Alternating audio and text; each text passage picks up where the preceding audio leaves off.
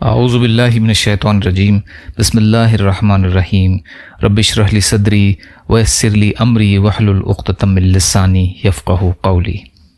جو لوگوں کے عیب تلاش کرے گا اس کا غم لمبا ہوگا۔ حضرت ابو درداء رضی اللہ تعالیٰ عنہ نے فرمایا، تم لوگوں کو ان چیزوں کا مکلف نہ بناؤ جن کے وہ اللہ کی طرف سے مکلف نہیں ہیں۔ لوگوں کا رب تو ان کا محاسبہ نہ کرے اور تم ان کا محاسبہ کرو، یہ ٹھیک نہیں۔ یعنی تم لوگوں کے حساب کتاب رکھنے کی کوشش نہ کرو۔ اے ابن آدم، تو اپنی فکر کر، کیونکہ جو لوگوں میں نظر آنے والے عیب تلاش کرے گا اس کا غم لمبا ہوگا اور اس کا غصہ ٹھنڈا نہیں ہو سکے گا۔ اللہ اکبر۔ یعنی لوگوں کے عیب نہ تلاش کرو ورنہ تمہارا غم بہت لمبا ہو جائے گا اور تمہارا غصہ کبھی ٹھنڈا نہ ہو سکے گا۔ یا اللہ ہم سب کو کہنے سننے سے زیادہ عمل کی توفیق عطا فرما۔